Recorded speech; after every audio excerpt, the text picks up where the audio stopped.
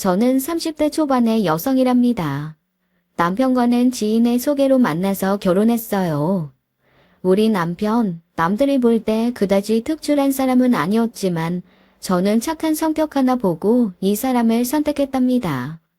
결혼 전 찾아가 인사를 드리고 상견례를 진행하면서 보여주신 시부모님의 자상한 모습도 좋았고요. 우리 집에 아들이 하나니까 천지에 둘도 없는 외며느리죠. 정말 세상에 둘도 없는 아이로 귀하게 대접하겠습니다. 상견례에서 시어머니 되실 분의 이 말씀에 우리 친정 부모님의 얼굴에 미소가 번졌죠. 집으로 인사차 찾아가도 저에게 참 자상하게 잘해주시더라고요. 이렇게 결혼까지 큰 문제 없이 모든 일이 진행되었습니다. 거기다가 저를 놀라게 한 일 한 가지는 시어머니의 통큰 결혼 자금이었어요. 무려 4억 원이나 되는 돈을 남편의 결혼 자금으로 쾌척하신 것이었죠. 돈 싫다는 사람이 어딨나요? 남편과 저는 이 넉넉한 결혼 자금 앞에서 입이 저절로 벌어졌죠. 그러나 그때는 정말 몰랐답니다. 이 4억의 대가가 그토록 어마어마할 것이라는 점을 정말 짐작도 할 수 없었어요. 세상에 공짜 하나도 없다고 하잖아요. 어쨌든 결혼 자금이 많았기에 신혼여행도 동남아로 넉넉한 날짜를 두고 다녀올 수 있었어요. 신혼여행을 마치고 한국에 도착하면 당연히 우리의 꿈 같은 신혼생활이 시작될 줄로 생각하고 있었죠. 그런데 신혼여행을 다녀와서 우리 친정에서 하루 자고 바로 다음 날부터 시어머니가 본색을 드러내기 시작하더라고요. 꼭두 새벽부터 전화벨이 요란하게 울려댔어요. 얘 아가, 너 우리 아들 아침은 꼭 먹여야 한다. 걔는 아침 안 먹으면 하루가 힘이 없다는 애야. 그러니 힘들더라도 아침 꼭 챙기도록 해라. 그렇다고 김치 한 쪽이랑 밥만 주지 말고 적어도 5-6가지 반찬해서 알차게 차려 먹여라. 아이고 얘, 내가 잊을 뻔했다. 아침 차리고 인증샷 찍어서 매일 나한테 보내. 신혼여행에서 돌아와서 우리 집에서 처음 자고 일어난 아침에 받은 전화치고는 정말 희한한 내용이었어요. 아침밥 차려주라는 말까지는 이해가 가지만 인증샷이라뇨. 어머니, 제가 알아서 잘 해서 먹일게요. 그런데 인증샷이라뇨? 어머님이 이 사람에 대해서 애정이 크셔서 하시는 말씀인 줄 알지만 누가 남편 아침상을 시어머니한테 사진 촬영을 해서 보내요. 그건 좀 무리일 것 같아요, 어머니. 나중에 이 사람한테 아침밥 어떻게 얻어먹었는지 말씀으로 들으세요. 너 내가 조금 아까 한 말이 시집 오자마자 시어머니로서 너한테 시킨 첫 번째 일이다. 그 일에 대해서 카타부타 토를 다는 거니? 시키는 대로 인증샷 찍어서 보내라니까. 세상에, 뭐 이런 일이 다 있나요? 정말 황당하고 기가 막힌 일이 아닐 수 없었어요. 그래서 제가 약간의 타협점을 제시했죠. 어머니, 매일 아침상 인증샷을 찍어서 시댁에 보내야 하느냐고 다른 사람한테 한번 물어보세요. 다들 기막혀 할 거예요. 그치만 어머니가 인증샷을 요구하시니 오늘 아침 한 번은 앞으로 이런 식으로 아침 차려 먹인다는 의미로 한 장 찍어 보낼게요. 인증샷은 이것만 받아주세요, 어머니. 시어머니가 전화 너머로 뭐라고 떠들었는데 그 말이 하도 빠르고 소리가 커서 무슨 말인지 도대체 잘 못 알아듣겠더라고요. 4억을 턱 내주실 때는 그렇게 화통하실 수가 없더니 우리가 신혼여행을 다녀온 사이에 성격이 완전히 변하신 것 같았어요. 마치 분노 조절 장애 환자처럼 화가 난 것을 다스릴 줄 모르는 사람 같더라고요. 시어머니 덕분에 새벽에 일어나게 된 저는 피로가 풀릴 사이도 없이 시어머니 말씀대로 아침상을 잘 차렸죠. 반찬을 거의 7-8가지를 준비해서 차렸답니다. 그런데 신혼여행에서 돌아온 날 친정에 갔을 때 싸가지고 온 반찬들이 대부분이었어요. 그러니 가짓수가 많았고 모양새도 그럴듯했죠. 저는 밥상을 잘 세팅해서 사진을 찍어 시어머니에게 보냈습니다. 시어머니는 사진을 받아보곤 일단 만족한 것 같더라고요. 다시 전화를 해서는 고기 종류를 좀 더 놓으라고 말한 것 말고는 더 이상의 말씀이 없으셨으니까요. 그리고 제가 워낙 단호하게 인증샷에 대해서는 하루만 찍어 보내겠노라고 했기 때문에 더 이상 요구해봤자 별 효과가 없을 것이라고 생각했나 봐요. 그 다음부터 인증샷을 보내라고 강하게 주장하시지는 않으셨답니다.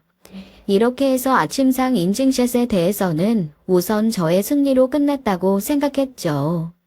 세상에 아침마다 상차림을 사진을 찍어 시댁으로 보내라니 제 성격이 편안한 성격이라 그렇지 보통 사람 같으면 부부싸움이 대판 벌어졌을 거예요. 아마. 그런데 시어머니의 간섭은 아침상 인증샷 요구로 끝나지 않았답니다. 이제 끝났나 보다고 생각하고 있는데 이틀 정도 있다가 시어머니에게서 다시 전화가 왔어요. 걔는 초등학교 때부터 하루에 한 팩씩 우유를 꼭 먹였다. 그러니 너도 잊지 말고 우유 배달 시켜두고 나가더라도 꼭 들려내보내라. 만일 잊고 나갔으면 네가 가져다 주도록 하고 빠뜨리면 안 된다. 걔가 지금까지 감기 한 번 앓지 않고 건강하게 자란 게 다 그 매일 먹는 우유 덕분이야. 그러니 잊지 말고 꼭 챙겨라. 이건 내가 우리 아들 통해서 글씨에 확인할 거야. 갑자기 웃음이 나오더라고요. 우유라니요. 성장기 아이도 아니고 우유를 하루에 한 팩씩 먹이라니 갑자기 픽하고 웃음이 난 것도 무리는 아니었어요. 우유, 성장기 아이들에게는 꼭 필요한 식품이죠. 하지만 성인에게는 반드시 좋은 것은 아니라는 보고도 있더라고요. 일단 소화장애를 가져올 수 있다는 보고를 뉴스에서 들은 기억이 났어요. 이 얘기를 시어머니에게 하고 싶었죠. 그러나 지난번 인증샷도 매일 보내라는 것을 하루만 보내는 것으로 잘 넘어갔었잖아요. 그런데다가 이것마저 못하겠다고 해서 시어머니가 대노하시면 그건 결국 제 손해라는 생각이 들더라고요. 그깟 우유 배달시키던가 짝으로 사다 두던가 해서 매일 하나씩 먹이기만 하면 될 거 아니겠어요? 아무 소리 없이 네 그렇게 하겠습니다 하고 우유권은 넘어갔죠.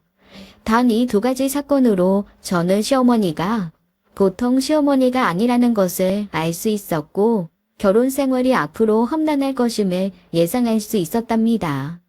어느 날 밤에는 또 갑자기 전화를 하셔서 저더러 나가서 사과를 사오라는 것이었어요. 이 밤중에 웬 사과냐고 묻자 시어머니는 하루에 사과 한쪽 먹는 것이 웬만한 보약 못지않다는 보도를 뉴스에서 보셨다는 것이었죠. 어머니, 저도 평상시에 뉴스도 잘 보고 이 책 저 책 보면서 건강식을 챙기려고 하는 편이에요. 하지만 과일을 밤에 먹는 건 당분 때문에 살이 찔 가능성도 있고 소화에도 좋지 않다고 들었어요. 차라리 내일 사서 그 다음날 아침부터 한 척씩 먹여서 내보낼게요. 그러니 오늘만 그냥 넘기시고 내일 모레부터 하는 걸로 해요. 네? 너 도대체 이 시애미를 뭘로 하는 거야? 이 시애미를 일자 무식으로 하는 거야 뭐야? 나도 너만큼 뉴스 자주 보고 책도 많이 읽는다. 지금이 아주 늦은 밤도 아니고 사과야 편의점에 가도 살 수 있는 세상 아니냐. 네 알겠습니다 하고 나갔다 오면 될 일이지 어디서 시애미를 가르치려고 들어. 너희 친정에서 너 그렇게 가르쳤니? 그렇게 화가 날 일이 아닌데 화를 내고 그 분노를 스스로 조절하지 못하는 것 같았죠. 시어머니가 방방 뜨다시피 전화통 저쪽에서 화를 내고 있는 모습이 눈에 선하더라고요. 그러나 저에게 화를 내시는 것은 참을 수 있지만 친정을 불필요하게 거론하시는 것에 대해서는 성격 좋은 저도 기분이 참 나빴답니다. 친정에서 그런 식으로 교육시키냐는 시어머니의 말은 아주 기분 나쁘게 제 가슴에 남아버렸죠.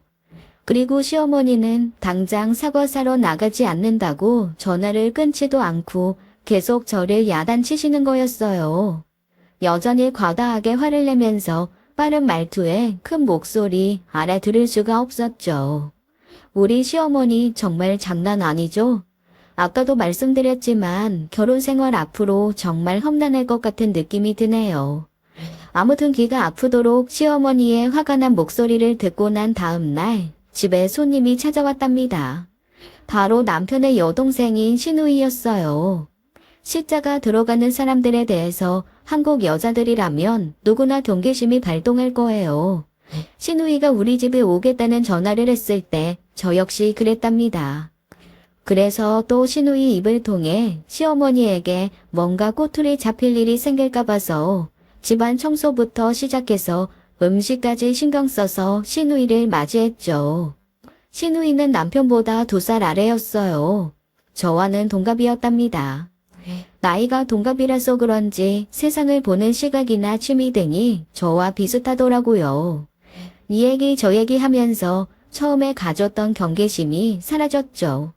어쨌든 시자 들어간 사람이니 조심은 했지만 시어머니처럼 막무가내 성격을 가진 사람은 아니라는 것을 알 수 있었어요. 시누이는 하루 종일 우리 집에서 놀다 갔고 우리는 많은 이야기를 나누었죠. 말이 잘 통하더라고요. 시누이가 아니라 마치 친구 하나 건진 것 같더라니까요. 시누이와 저는 앞으로 자주 연락하며 왕래하자는 약속을 하고 헤어졌습니다. 그런데 신혼이라면서 남편에 대해서는 왜 말이 없느냐고요? 우리 남편에 대해서도 요 며칠 사이에 제가 새로 알게 된 사실이 있긴 있어요. 첫째, 집에 들어오면 손 하나 까딱 안 한다는 사실을 새로 알게 되었답니다. 둘째, 여자들끼리의 싸움에는 절대 관여하지 않는다는 원칙을 가지고 살고 있다는 점도 알게 되었죠.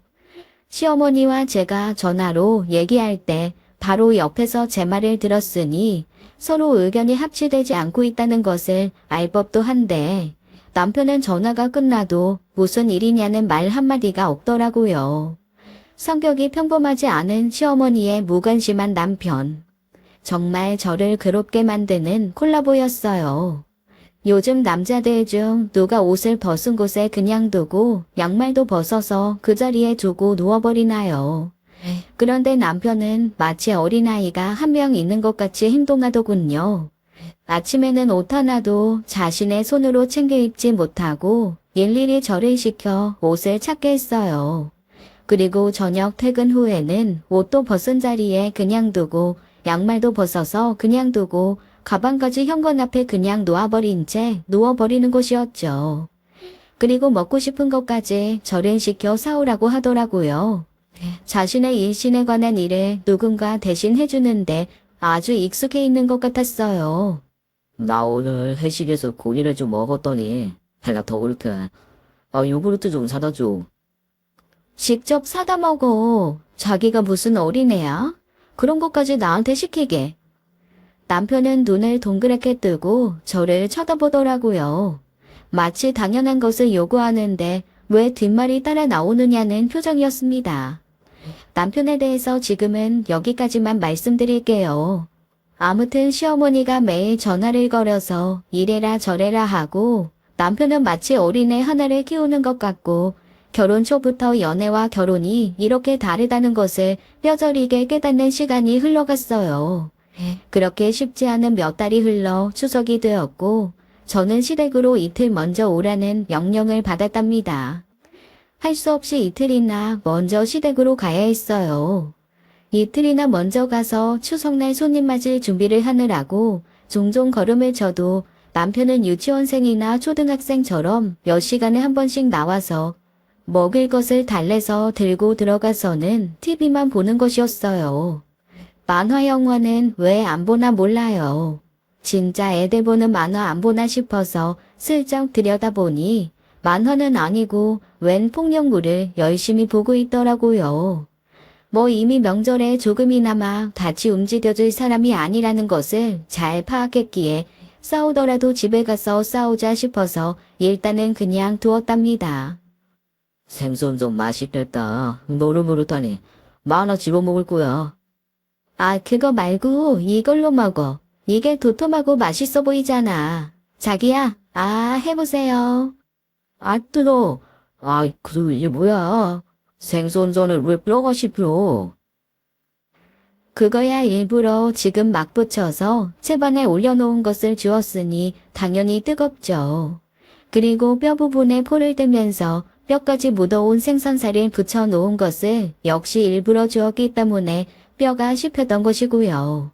남편은 마치 어린애처럼 울먹일 것 같은 표정으로 물을 찾았고 저는 알아서 물을 찾아 먹든지 말든지 생선전 부치는 일에 열중했답니다. 그리고 남편이 도로 방 안으로 들어가자 배를 잡고 웃었죠. 하지만 이건 제가 하는 일에 비해서 너무나 작은 복수였어요.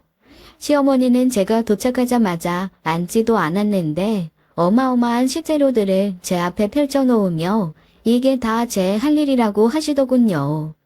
전만 해도 대여섯 가지를 부쳐야 했고 그 양도 상상을 초월하는 것이었어요. 심지어 요즘 웬만한 집에서는 다 사다 먹는다는 떡까지 직접 만들라고 하더라고요. 또 이 집 조상님들은 죄다 살아생전 배고프게 사시다가 돌아가셨는지 정말 많은 양의 음식을 차례상에 올리더군요. 그게 이 집안의 전통이라나요? 준비할 음식의 가짓수도 가짓수였지만 양이 많아서 정말이지 너무나 힘이 들었죠. 추석 당일이 되자 손님들이 몰아닥치기 시작했어요. 웬 친척이 이렇게도 많은지 음식을 차려내도 끝이 없을 정도로 하루 종일 사람들이 몰려왔답니다. 도대체 왜 명절 손님들은 함께 오질 못하는 것일까요? 한 팀 먹여서 보내고 설거지까지 맞춰놓으면 또 한 팀이 몰려들고 또 먹여서 내보내고 뒤처리까지 하면 또 한 팀이 몰려들어서 정말 허리가 펼 틈조차 주질 않더군요. 그렇지만 뜻하지 않게 제게 즐거운 일 하나가 생겼답니다.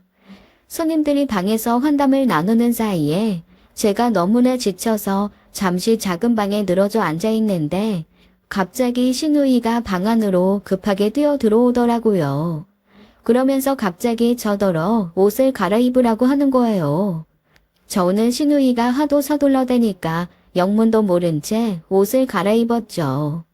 시누이 왈 아주 비싼 공연에 가기로 친구들과 예매를 했는데 같이 갈 친구가 펑크를 내서 너무나 아깝게 되었다는 것이었어요.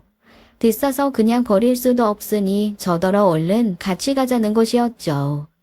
저야 물론 땡 잡았죠. 일단 이 끔찍하도록 많은 일에서 해방될 수 있었으니까요. 시누이는 제가 숨 쉴 시간조차 안 주고 저를 재촉했고 시어머니가 뭐라고 말릴 틈도 없이 무슨 형사가 범인 연행하듯 저를 끌고 밖으로 나가는 것이었습니다. 나가서도 제 손을 잡고 아마 100m가량은 계속 뛰었을 거예요. 그렇게 집에서 멀어지자 시누이가 뒤를 돌아보며 안도의 한숨을 쉬더라고요. 언니, 이쯤 되면 아무도 우리 못 보겠죠? 영화도 아니고 공연이라고 했으니 한 3시간 이상 시간 번 거예요. 거기다 가는 시간 1시간은 또 일 안 해도 되잖아요. 우리 그 3시간 동안 뭐 할까요? 너무 많이 먹으면 티나니까 맥주 한 병 정도씩 나눠 마시면서 얘기나 할까요? 알고 보니 혼자서 너무나 많은 일에 시달리는 저를 보고 시누이가 꾀를 낸 것이었어요. 명절일에 완전히 파김치가 되어있던 저는 시누이의 착한 배려에 눈물이 다 나더라고요. 아가씨, 정말 너무나 고마워요. 그러지 않아도 조금만 지나면 죽겠구나 싶을 정도로 힘들었거든요. 아가씨가 안 구해줬으면 나 정말 죽었을지도 몰라요. 시누이 덕분에 그렇게 3시간 이상 허리를 펼 수 있었답니다. 우리 시댁의 그 어마어마한 명절나기는 어쨌든 끝이 나고 이 일을 계기로 저와 시누이는 아주 친한 친구처럼 지내는 사이가 되었어요. 그런데 시누이가 이렇게 행동을 한 데는 이유가 있더군요. 명절을 보내고 얼마 안 지나 시누이가 집에 왔기에 나가서 본격적으로 한잔하면서 이야기가 시작되었죠. 알고 보니 시어머니의 아들, 딸 차별이 장난이 아니었어요. 요즘 세상에도 이런 사람이 있나 싶을 정도로 차별이 심했더라고요. 엄마, 우리 내일 소풍이야. 내가 며칠 전부터 말했으니까 엄마 알지? 뭐 소풍? 네가 혼자 말했니? 하나도 준비 못했다 얘. 네 오빠는 분명하게 말해서 오빠 소풍거리들은 다 준비해놨지만 엄마는 같은 학도인데 같은 날 소풍 가잖아. 그런데 왜 오빠 것만 준비하고 내 건 준비 안 했어? 몰라. 나 소풍 가고 싶단 말이야. 그거야 네 잘못이지. 김밥도 2인분만 셀 수 있도록 준비해놨으니까 네 건 없어. 왜냐면 네 오빠가 겁이 많아서 혼자 못 가잖니. 나는 네 오빠 따라가야 하니까 2인분 다 오빠한테 써야 돼. 그 대신 넌 그냥 밥 싸가지고 가. 집에서 먹는 반찬 몇 가지 같이 싸줄 테니까. 엄마는 소풍 내 그냥 밥 싸가지고 오는 사람이 어딨어. 몰라. 나 창피해서 소풍 안 갈래. 그렇게 해서 신우이는 결국 소풍을 가지 못한 적이 있었다는 것이었어요. 그깟 김밥 1인분 더 준비하는 걸 안 해주고 어린아이를 그렇게 차별하다니요. 이 얘기를 들으니 화가 다 나더라고요. 그것뿐이 아니었어요. 엄마, 나 새 옷 사주면 안 돼? 학교에서 애들이 다 놀려. 헐렁한 남자 옷 입고 다닌다고. 오빠는 남자잖아. 오빠 옷을 내가 입으니까 진짜 우습게 보인단 말이야. 돈이 있으면 왜 안 사주겠니? 너야 자라서 시집을 가버리면 남의 집 사람 될 거지만 오빠는 우리 집을 이끌어갈 사람이잖아. 이 엄마 아빠가 늙어서 경제활동을 못하게 되면 다 오빠가 먹여 살리게 될 거야. 그러니 뭐든지 오빠한테 양보하는 마음을 가져야 돼. 신우이는 중학교 시절, 고등학교 시절까지도 남편이 입던 옷을 물려받아 입고 자랐다고 하면서 약간 눈물을 비치더군요. 그런데 아가씨, 아들이 그렇게 귀하면서 며느리는 왜 귀한 줄을 모르시는 걸까요? 분가에서 살지만 거의 같이 사는 것과 마찬가지로 참견하시면서 시집살이 시키세요. 신우이에게 아침밥 인증샷 사건, 오이와 사과 사건 등 제가 겪은 일들을 이야기해 주었어요. 신우이는 별로 놀라지도 않더군요. 그럴 줄 알았다는 것이었어요. 시어머니는 오직 제 남편, 그 아들 하나밖에 모르는 사람이라는 것이었죠. 아가씨, 이런 적도 있었다니까요. 오빠가 집에 들어오기 전에 어머님 댁으로 먼저 간 적이 있었나 봐요. 그런데 양복이 불편하니까 아버님 옷으로 갈아입다가 어머니가 오빠 속옷을 보셨던 모양이더라고요. 그날 득달같이 저한테 전화하셨어요. 왜 그런지 아가씨가 더 잘 알죠? 알죠. 우리 엄마 오빠 옷은 속옷까지 다 다려입히시잖아요. 언니 오빠 속옷 안 다려입혔구나? 우리 엄마가 그걸 알았으니 난리가 날 밖에요. 오빠 옷은 저한테도 손을 못 대게 하셨어요. 다 손수 빨고 다리고 개고 혼자 관리 다 하셨어요. 도대체 왜 그렇게까지 하는지 알 수가 없어요. 그리고 언젠가 또 이런 일이 있었죠. 마트에 갔는데 마침 시어머니가 전화를 하셨더라고요. 어디냐고 하셔서 마트라고 했더니 또 그 인증샷 이야기를 꺼내시는 거였어요. 장 본 것을 다 풀어서 촬영해서 보내라는 것이었죠. 아들이 먹을 만한 것을 샀는지 어쨌는지 보시겠다고요. 이 이야기까지 신우이에게 들려주었답니다. 신우이는 자신의 엄마지만 정말 예측 불허이면서도 오직 하나밖에 모르는 인물이라고 했어요. 시쳇말로 정말 아들한 시어머니가 아닐 수 없었죠. 신우이와 저는 가끔 만나서 시어머니에 대한 뒷담화를 하면서 스트레스를 풀곤 했답니다.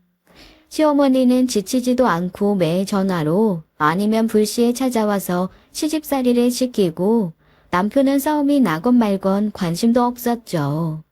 애초에 생각한 결혼이라는 것과는 너무나 다른 나날이 그래도 흘러갔답니다. 우리가 결혼한 지 1년이 되었을 무렵 우리 신우이가 드디어 결혼을 하게 되었어요. 신우이가 결혼하게 되었다는 이야기를 들었을 때 한편으로는 너무나 기뻤죠. 그러나 또 한편으로는 시집을 가면 이제 저하고 술 한잔하면서 시어머니 뒷담화를 하기는 힘들어지겠구나 하는 생각에 섭하기도 했답니다. 신우이의 결혼 문제 때문에 온 식구가 한자리에 모였죠. 네가 어느새 시집을 가게 되었구나. 이 돈 내가 네 결혼 준비에 쓰려고 알뜰살뜰하게 모아놓은 돈이야. 이거 결혼 준비하는 데 써. 어렵게 만든 돈이니 아껴 쓰고. 시어머니가 봉투 하나를 아가씨 앞에 내밀었어요. 아가씨가 봉투를 열어 액수를 확인하는데 제가 다 부끄러워서 얼굴이 화끈거리더라고요. 봉투에는 딸랑 1,000만 원이 들어있었답니다. 신우이는 우리 남편, 즉 신우이의 오빠가 결혼할 때 얼마를 지원받았는지를 다 알고 있었어요. 시어머니가 특히 우리 친정 쪽을 향해 큰 소리를 치면서 얼마를 결혼 자금으로 내놓았는지를 떠벌렸기 때문이었죠. 오빠의 40분의 1밖에 안 되는 결혼 자금을 받은 신우이. 그렇잖아도 차별에 서럽게 자란 신우이라는 것을 알았기에 제가 마음이 아파서 신우이의 눈치를 살폈습니다. 하지만 신우이의 표정에는 변화가 없더군요. 평생 차별을 받으며 자랐기에 기대도 안 하는 것 같았어요.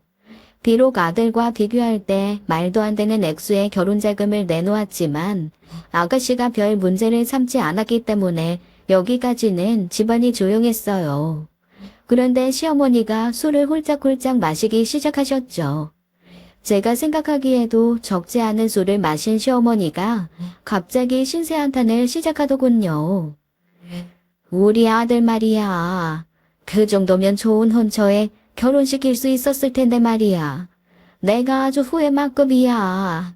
꼭 훨씬 더 좋은 곳에 장가갈 수 있는 놈인데 말이야. 시중진담이라는 말이 있죠. 더 좋은 혼처요? 그렇다면 우리 집이 나쁜 혼처라는 것인가요? 신혼 초에도 친정에서 교육을 어떻게 받았느니 해서 제 기분을 상하게 만든 시어머니였어요. 이번에도 친정과 관련한 이야기였기에 제 기분이 정말 많이 상했답니다.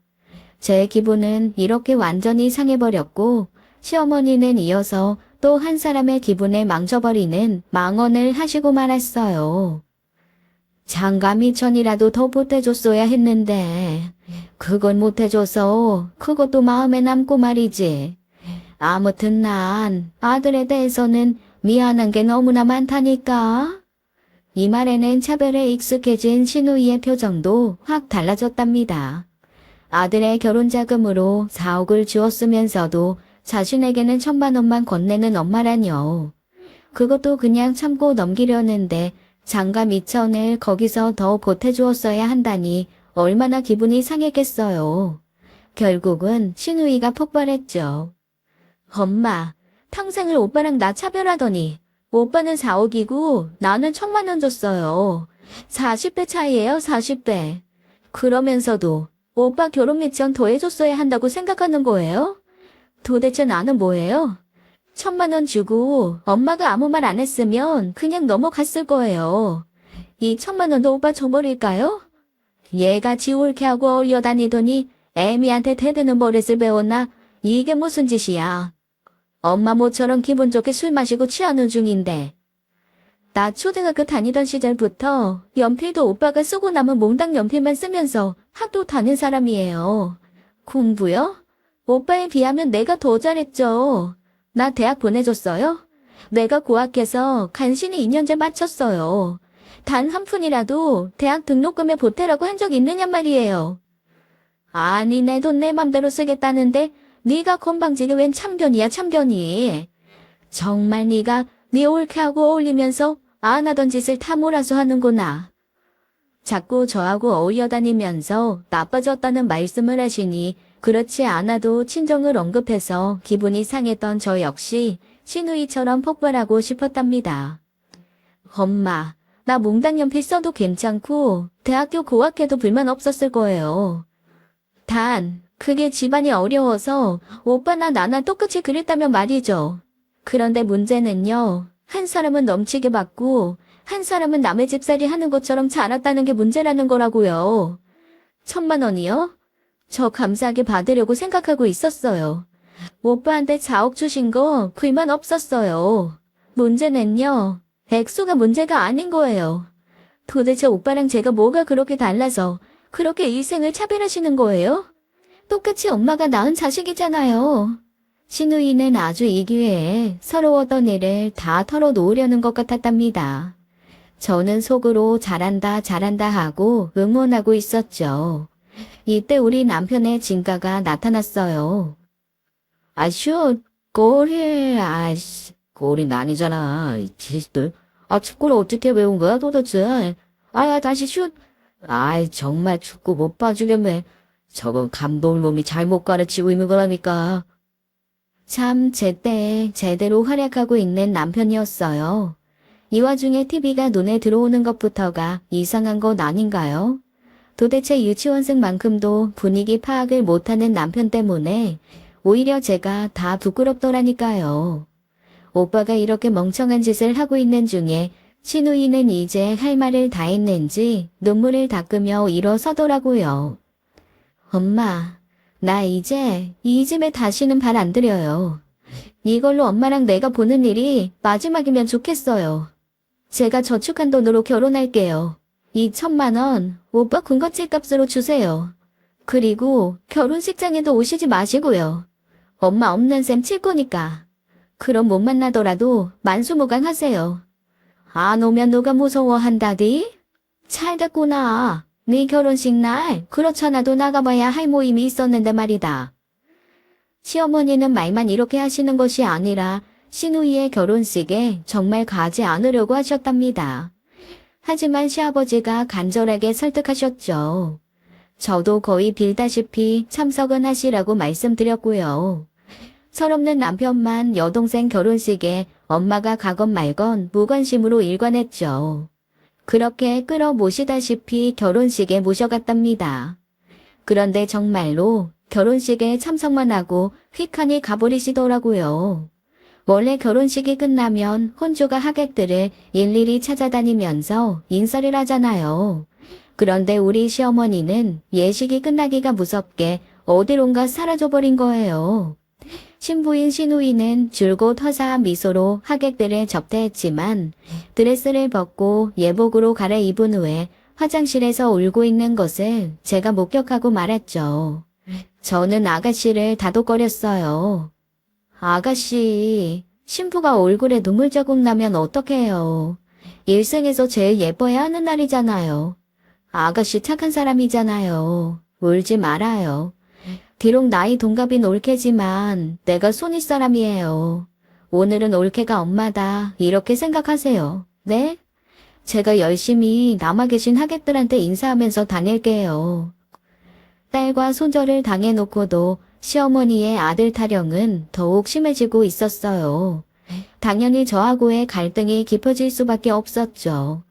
그 사이에 저는 임신을 했고 출산을 했답니다. 갓난아이 하나 키우는 게 얼마나 힘든 일인가요? 그것도 아이 아빠라는 사람이 완전히 무관심한 환경 속에서 말이에요.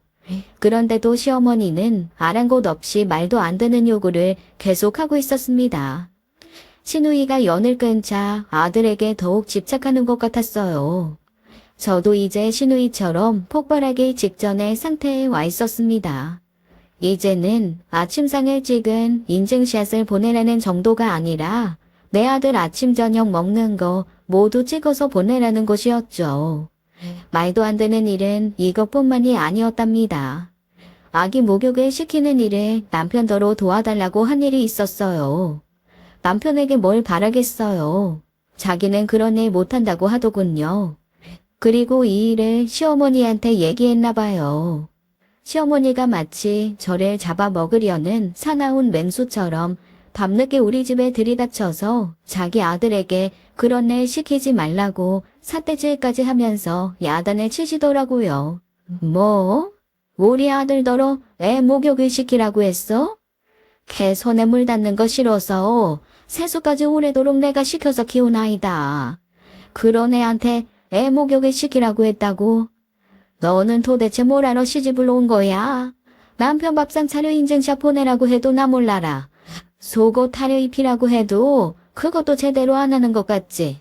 애 목욕 하나 혼자서 못 시켜서 도대체 너무하는 애야?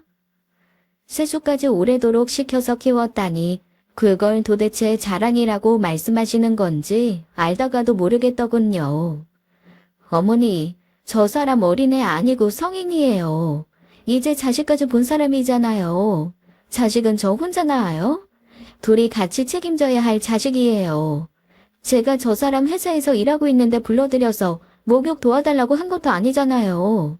할 일 없이 TV 보고 있는 사람더러 갓난 자식 목욕시키는 일 좀 도와달라고 한 게 그게 그렇게 문제가 되나요? 이때 뭐가 불편했던지 아기가 울기 시작했답니다. 아기 울잖아. 나 지금 어머니하고 얘기 중이고. 애 좀 달래. 젖병에 우유 있으니까 입에 물려주고. 이 와중에 아이가 울면 남편이 얼른 일어나야 하는 것 아니겠어요? 아기가 우는데도 여전히 남편은 TV에만 눈길을 주고 있었죠. 제가 우는 아이를 안고 얼러가면서 어머니와 언쟁을 해야 했어요. 우리 아들은 다른 애들하고는 차원이 다르게 귀하게 자란 아이다. 네가 남편한테 맞춰. 너 지금도 우리 아들한테 일 시키고 있지 않니? 그리고 아침 저녁상 인증샷 보내라는데 왜 안 보내는 거니? 또 반항이야? 저희 독립해서 사는 성인들이에요. 뭘 먹건 어떻게 먹건 저희들 책임이고 저희들이 알아서 할 일이라고요. 그걸 왜 어머님께 몇 끼니 보고를 드려야 하는 건지 저 정말 모르겠어요.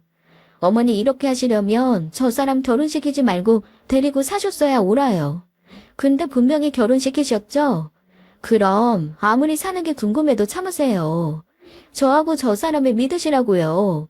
그게 어머니를 위하고 저와 저 사람을 위하는 길이에요. 어머니께서 하라시는 거 다는 못 해드려요. 이해해 주시리라 믿습니다.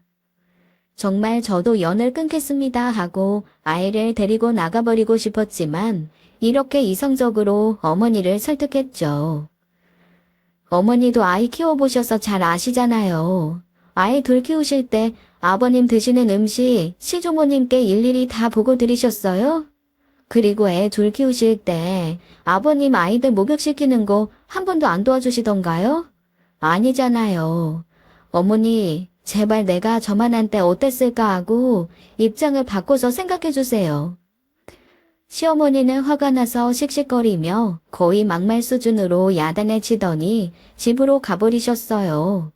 우리 남편 이럴 때 또 등장해야죠. 아니 오늘은 무관심이라고 할 수는 없더라고요. 누군가의 편을 확실하게 들었으니까요. 그런데 그게 제 편이 아니라 시어머니 편이라는 것은 누구나 짐작하실 수 있을 거예요. 뭐 당연히 시어머니 편을 들겠죠. 시어머니 말씀대로 되어야 자신이 편하니까요. 결혼 초부터 꾸준히 이어진 남편의 집안에 대한 무관심, 아니 무관심을 떠난 무책임에 점점 커지는 남편에 대한 실망감. 이제는 그 실망감 때문에도 저는 폭발하기 일보 직전에 있었어요. 그러던 어느 날이었어요. 남편이 회사에서 야근으로 늦는다는 연락을 해왔더라고요. 요즘 들어 남편의 야근이 부쩍 잦아지고 있었어요. 저는 차라리 남편의 야근이 기뻤답니다. 갓난쟁이 하나 보는 것도 힘에 부치는데 그 갓난쟁이보다 더 갓난쟁이 같은 사람까지 같이 보는 일은 더 힘들었기 때문이었죠. 하다못해 저녁 한 끼라도 안 챙겨도 되니까요. 그런데 어느 날 아이의 변이 좀 묻다 싶더니 계속 설사를 하고 조금 지나니 토하기까지 하는 거예요. 따뜻한 물도 먹여보고 몸을 따뜻하게 해주기도 해보았지만 아이는 이제 열까지 심하게 오르고 있었답니다. 저는 아이를 안고 병원으로 뛰었어요. 그리고 병원에서 한숨 돌렸다고 생각이 될 때 남편에게 전화를 걸었죠. 일하는데 열중해서인지 핸드폰을 못 받더라고요. 그래서 회사로 전화를 걸었답니다. 여보세요? 실례지만 정희수 씨 좀 부탁드립니다. 아이 때문에 노심초사해서인지 말하는 제 목소리가 떨려 나왔어요. 정대리님이요? 정대리님 정시에 퇴근하셨는데요. 어머, 야근이라고 알고 있었는데요. 아, 야근은 아니고요. 옆 부서에 회식이 있는데 우리 부서 사람들도 올 사람은 오라고 했어요. 정대리님 아까 거기 가셨어요. 핸드폰 해보세요. 직원에게 몇 가지를 더 물어서 요 며칠 계속 회사에 야근이 없었다는 사실도 알게 되었답니다. 그런데 남편은 계속 야근이라고 늦게 들어왔었거든요. 그러니까 거짓말로 야근을 하고 놀다 들어온 것이었죠. 오늘도 어디선가 놀고 있는 것이었고요.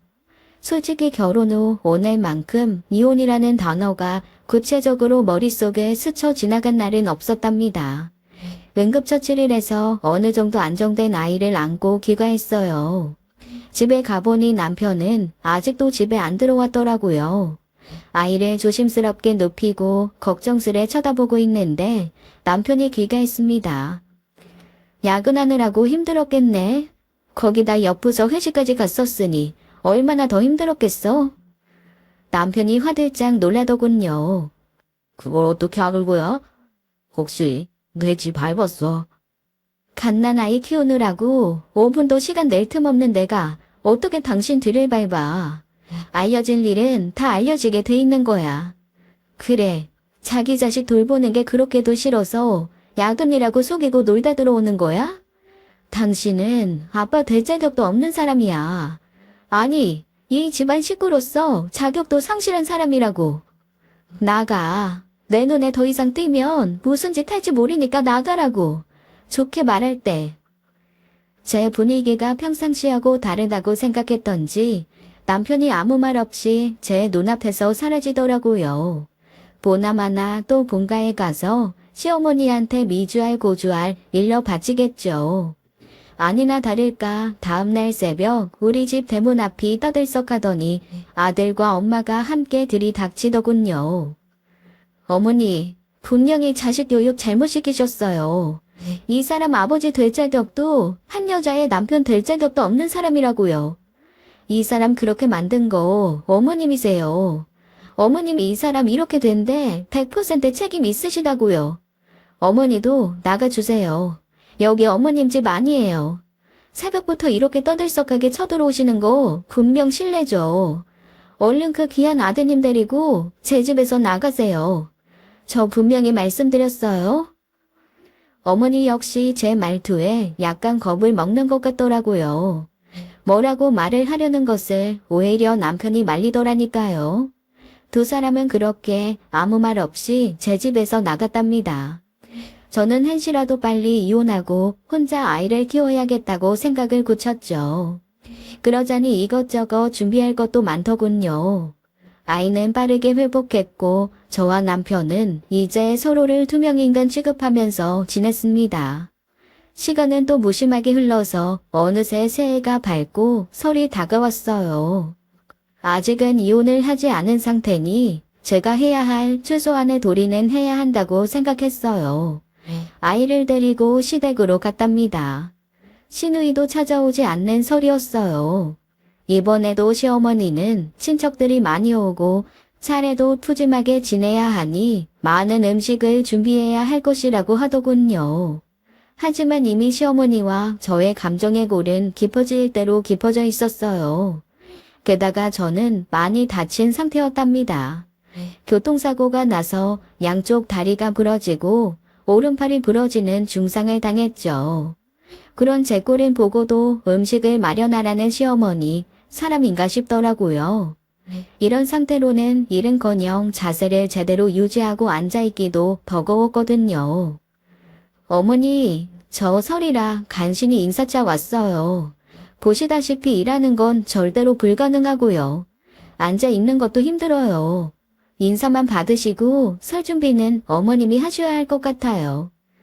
내가 어떻게 혼자서 그 일을 다 하니? 쓸데없는 소리 말고 움직여서 일해라. 어쨌든 차례 지내고 손님 맞이는 해야 할 거 아니야. 엄세 떨지 말고 얼른 털고 일할 생각이나 해라. 남편은 이런 상황에서 아이도 돌보지 않았어요. 마누라가 다쳐서 아이를 돌보기 어려운 상태에 있었는데도 말이에요. 그리고 시어머니의 불가능한 요구에도 역시 무관심으로 일관하더군요. 그래도 어쨌든 아직은 남편이고 어머니한테는 말발이 제일 잘 먹히는 사람이라 생각해서 어머니한테 말씀 좀 잘 드리라고 했습니다. 몰라. 당신이 알아서 해. 그러기에 왜 사고를 당하고 그래? 사고를 당하고 싶어서 당하는 사람이 있나요? 참으로 남편다운 대답이었어요. 이쯤에 엎친 데 덮친 격으로 저는 심한 독감까지 앓게 되었답니다. 시아버님의 건강이 안 좋은 상황에 계셔서 제가 직접 뵙고 인사드리는 것이 좋지 않은 결과를 야기할지도 모를 일이었어요. 독감은 어쨌든 전염되는 병이니까요. 혹시 전염될까봐 아버님 계신 방에는 들어가지 못하고 밖에서 좀 큰 소리로 인사를 드렸습니다. 아버님, 애미예요. 설이라 아버님께 절이라도 올리고 가고 싶은데 제가 사고를 당했어요. 사고만 당했으면 인사라도 올릴 텐데 독감에 걸려서 아버님께 옮길까봐 못 들어가요. 모레를 용서해 주시고 바깥에서 드리는 새해 인사나마 받아주세요. 아버님, 빨리 건강 회복하시고 새해 복 많이 받으세요. 건강하시고 오래오래 사세요. 죄송합니다, 아버님. 안에서 아버님의 목소리가 가늘게 들렸어요. 다쳤다더니 어떻냐, 독감까지 걸렸다니 고생스러워서 어떡하니, 이런 말씀이었죠. 시어머님께도 다시 정식으로 인사를 올렸습니다. 어머니, 죄송스럽게도 이렇게 다쳐서 명절 준비는 못하고 물러가네요. 어머니 새해에도 건강하시고 복 많이 받으세요. 만수무강하셔야 돼요. 죄송해요. 이만 물러갈게요. 그러고는 우리 집으로 돌아왔죠. 몸을 눕히고 일어나는 것도 힘이 들 정도로 부상이 심했어요. 그런데 다음날 뜬금없는 시어머니의 전화가 걸려오더라고요. 너 오늘 정말 안 오는구나. 나는 그냥 해본 말인 줄 알았지. 어제는 그냥 갔지만 오늘은 오는 줄 알았다. 네가 정말 이 시애미를 이렇게 깔보고 무시해도 되는 거니? 도대체 네가 우리 집안하고 우리 아들을 어떻게 보고 이렇게 건방진 거야? 분노조절장애 시어머니, 또 그 증세가 도진 것이었어요. 여기까지는 그래도 점잖게 말씀하신 것이었답니다. 나중에는 막말까지 서슴지 않더라니까요. 하도 시끄러워서 전화기를 귀에서 떼고 저도 모르게 혼잣말을 했죠. 이혼까지 고민 중인 와중에 거기다가 다리 다 부러지고 팔도 부러졌는데 가서 전환 쪽이라도 붙일 수 있겠느냐고요. 그래도 오라는 시어머니나 나 몰라라 하는 남편이나 참나. 시어머니가 전화통 너머에서 방방 뜨는 목소리가 한동안 들리다가 전화가 끊기고 그제야 저도 전화를 내려놓았어요. 갑자기 왜 그렇게 서럽단지요. 몸이 아프면 옆에서 아무리 잘해줘도 서럽잖아요. 가뜩이나 아파 죽겠는데 상황이 이러니 저절로 눈물이 솟구치더라니까요. 한동안 울었어요. 아가씨한테 전화를 해보고 싶었죠. 하지만 아가씨는 시댁에 가서 명절을 지내고 있겠구나 생각하니 전화도 못하겠더라고요. 친정에 전화하자니 친정에서 가뜩이나 제가 다쳐서 걱정인데 더 걱정을 하실 것 같다고요. 아마 엄마 화가 많이 났을걸. 당신이 스스로 자초한 일이니까 네 행복 네가 책임져. 무슨 일이 벌어져도 난 모른다. 알아서 해결해. 남편은 이런 무기념의 말을 던져놓고 혼자 시댁으로 가버리더군요. 깁스를한 팔과 다리에 통증도 느껴졌고 독감 때문에도 정신이 혼미했죠. 그런데 바로 그날 밤 정말 생각지도 않은 일이 벌어졌어요. 시어머니가 집으로 들이닥친 것이었어요. 그런데 혼자 온 것이 아니라 범상치 않아 보이는 물건을 들고 왔더라고요. 다름 아닌 골프채였답니다. 골프채를 손에 들고 당당하게 대문을 들어서는 시어머니를 보고 저는 정말 아연 실색할 수밖에 없었어요. 그리고 무슨 구경을 하고 싶어서인지 남편까지 같이 왔더군요. 야, 너 지금 연기하는 거지? 내가 네 참깨를 모를 줄 아니? 환자 흉내를 내? 너 같은 걸 바로 나이롱 환자라고 하는 거야. 분노를 잘 조절하지 못하는 분이 흉기가 될 수 있는 물건을 들고 화를 내니 정말 목숨이 위험할 수도 있겠다는 생각이 들었답니다. 어떻게든 시어머니를 진정시켜야 했죠. 어머니, 제가 명절 일 안 해본 사람도 아니고 그걸 왜 하기 싫다고 이런 엄청난 연극을 꾸며내겠어요. 정이 못 믿으시겠다면 저 진료받은 병원에서 진단서라도 떼어다 보여드릴게요. 저 정말 다리 팔 부상에 독감까지 걸려있는 환자예요. 그런 사람한테 골프채까지 들고 오셔서 일을 안 한다고 나무라시다뇨. 제 손으로 밥도 떠먹지 못하는 형편이에요. 어머니, 여기서 더 하시게 되면 선 넘게 되시는 거예요. 제발 진정하시고 그만하세요. 진정하라고? 며느리가 돼서 꾀병이나 부리면서 명절날이를 피하는데 친종하라고. 너 정말 맛 좀 봐야겠구나. 내가 이 몽둥이로 그 깁스 한번 부숴봐야겠다. 그래서 내 눈으로 확인을 해봐야겠어. 그래서 다리가 부러진 게 사실이라면 설에 집에 안 오는 거 용서해주고, 만약 가짜 깁스라면 당장 다리 몽둥이 분질러질 줄 알아라. 남편은 자기 엄마가 위험한 물건을 소지하고 거의 미친 사람처럼 날뛰고 있는데 그걸 안 말리고 지켜보기만 하더군요. 그래, 엄마, 부셔봐. 진짜로 꿀릴 거 없지. 진짜면 엄마가 용서도 해준다니까. 지금 바로 확인해보는 게 좋잖아. 내가 뭘 했어? 책임은 네가 지는 거랬지? 도저히 정상적인 사람들이라고는 생각되지 않는 남편과 시어머니의 말과 행동에 저도 드디어 한계에 다다랐죠. 드디어 우리 아가씨처럼 폭발하고 말았답니다. 뭐요? 용서를 하고 안 하고래. 깁스를 부숴서 결정하겠다고요. 당신들이 뭔데 나를 용서하고 말고 해. 보자 하니까 이 사람들이 정말. 제가 소리를 지른 것과 동시에 시어머니가 골프채를 본격적으로 휘두르기 시작했어요. 저는 기겁을 해서 골프채를 피했죠. 하지만 양다리를 다 깁스를 한 상태였어요. 피한다고 피했지만 정말 깁스한 다리를 골프채에 크게 한 대 얻어맞고 말았답니다. 한 대 맞아보니 통증이 밀려왔고 이러다가 정말 내가 죽겠구나 하는 생각이 밀려왔어요. 죽을 힘을 다해서 닥치는 대로 휘두르는 시어머니의 골프채를 피했죠. 시어머니는 이제 완전히 이성을 잃은 것 같았어요. 정말 저를 집요하게 쫓으면서 골프채를 휘두르더라고요. 그런데 죽을 힘을 다해 골프채를 간신히 피하던 중 정말 생각지도 못한 사고가 발생했답니다. 정신없이 골프채를 휘두르다가 시어머니가 그만 자기 발을 때리고 만 것이었어요. 이거야말로 아주 멋진 헛스윙이었죠. 발가락 골절이 왔던 모양이더라고요. 골절로 인한 고통에 시어머니는 더 화가 나서 소리를 지르면서 여전히 골프채를 휘둘렀어요. 그리고 다음번에 일어난 사고는 정말 대형 사고였답니다. 시어머니가 휘두르던 골프채가 옆에서 구경만 하던 남편의 뒤통수에 맞은 것이었어요. 남편이 그 자리에 쓰러지고 더 이상 움직임이 없더라고요.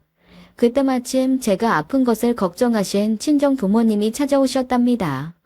친정 부모님이 집 안으로 들어와서 제일 먼저 보신 것은 쓰러져 있는 사위였어요. 그리고 분노와 고통이 섞인 비명을 지르면서도 저에게 골프채를 휘두르는 시어머니도 직접 보시고 말았죠. 이게 다 너 때문에 벌어진 일이야. 너 우리 집에 들어와서 나한테 대든 것 말고 한 일이 뭐냐. 나 다친 것하고 우리 아들 쓰러진 거 다 네가 책임져. 시어머니가 이성을 잃고 다시 골프채를 휘두르려고 하자 우리 친정 부모님 두 분이 있는 힘을 다해 시어머니를 제압하셨어요. 시어머니는 이거 놓으라며 고래고래 동네가 떠나갈 듯 소리를 지르더군요. 동네 사람들 여기 좀 와보세요. 사돈한테 폭행당하고 있어요. 친정 부모님은 얼른 전화를 걸어서 경찰을 부르셨죠. 시어머니도 골절상을 입었기에 일단 병원으로 이송되었다가 경찰서에서 조사를 받게 되었어요. 남편은 머리 뒤쪽의 중요 부위를 골프채로 맞았기에 심각한 부상을 입었답니다. 아마 이 상태라면 앞으로 12살 정도의 지능으로 살아갈 수밖에 없습니다. 가족들이 각오하셔야 될 겁니다. 자신의 힘으로 할 수 있는 일이 많지 않을 거예요. 조사를 받으면서 시어머니가 계속 저 때문에 이런 일이 일어났다는 말만 반복하고 있다고 수사 경찰이 저에게 언지를 주더군요. 결국 시어머니는 경찰서에까지 소리를 지르며 난동을 벌였고 전혀 반성하는 기미가 없었기에 구속 수사를 받게 되었답니다. 조사 끝에 경찰은 시어머니를 특수폭행 혐의로 기소해달라는 의견을 붙여 수사 결과를 검찰로 보냈어요. 특수폭행이라는 것은 그냥 일반적으로 때리거나 물건을 부수는 정도를 넘어서 위험한 물건을 소지하여 폭행의 죄를 범하거나 다중의 위력을 보일 때 성립하는 범죄라고 경찰관이 설명해 주더군요. 일반적인 폭행죄가 2년 이하의 징역 또는 200만 원 이하의 벌금이나 구류 또는 과료를 선고받는 것에 비해 특수폭행죄는 5년 이하의 징역이나 1,000만 원 이하의 벌금에 처하도록 규정되어 있대요. 스마트폰까지도 단단한 물건이기 때문에 그것을 사용하여 폭행이 이루어졌을 때 특수폭행이라고 한다니 골프채야 말하면 뭐하겠어요. 재판이 시작되었고 시어머니는 여전히 뉘우치는 기미가 없었습니다. 재판에서 뉘우치는 기미만 역력해도 형을 많이 감해준다고 알고 있어요. 시어머니가 저지른 범죄의 결과가 중하고 뉘우치는 기미가 없다는 것을 이유로 들어서 재판부는 시어머니에게 2년의 징역형을 선고했답니다. 재판 과정에 신우이도 증인으로 나와 저에게 유리한 진술을 해주었어요. 여기에 더해 이제 12살의 지능을 가지게 된 남편이 법정에 불려나와 어눌한 말투로 증언을 하게 되었죠. 이제 누구 편을 들어야 하는지도 판단을 못하게 된 남편이었어요. 재판부는 지능 상태를 들어 남편의 진술을 증거로 삼지는 않았지만 참고사항으로 채택했죠. 우리 엄마, 벌 주세요. 큰 벌 주세요. 나 단단한 막대기로 때렸어요. 나 아파요. 시어머니는 결국 그렇게 싸고 돌던 남편의 인생을 망쳐놓고 자신의 인생까지 망치고 말았답니다. 모두 자업자득이었어요. 남편이 12살의 지능으로 이혼 의사를 단독으로 표현하는데 문제가 있기에 재판으로 이혼해야 한다고 친정 부모님이 여기저기 알아보아 기뜸해 주시더군요. 그래서 또 다른 재판이 열렸답니다. 이 재판에서도 우리 아가씨 신우이는 제가 이혼하고 새로운 삶을 살아가는데 도움이 돼 적절한 증언을 해주었어요. 당연히 재판에서 제가 승소했죠. 이제 완벽한 이혼 서류까지 갖추어졌고 저는 바로 이혼 신고를 했답니다. 그리고 어느 날 호젓하게 생각에 잠겼어요. 전 우주를 다 준데도 바꾸지 않을 소중한 제 아들을 잘 키울 일이 이제부터 제가 해야 할 가장 중요한 일이었죠. 세상을 살면서 그저 사람한테 한번 치였다고 생각하고 지난 일을 잊으려고 많이 노력하고 있어요. 그렇지만 우리 아가씨하고는 자주 연락을 한답니다. 아가씨는 여전히 친정하고 손절한 상태를 유지하고 있었어요. 재판을 거치고 이런저런 일을 정리하는 동안 제 부상도 말끔히 나았죠. 오늘 아가씨하고 술 약속이 있답니다. 만나서 그저 소박하게 서로 어떻게 사는지 이야기를 나눌 생각이에요. 아이를 위해서라도 씩씩하게 살아가기로 여러분들 앞에서 다짐하면서 오늘의 사연 여기서 맺을게요. 끝까지 들어주셔서 감사합니다. 지금까지 사연 읽어주는 남녀였습니다. 끝까지 시청해주신 여러분 감사드리며 저희는 다음 사연으로 돌아올게요. 감사합니다.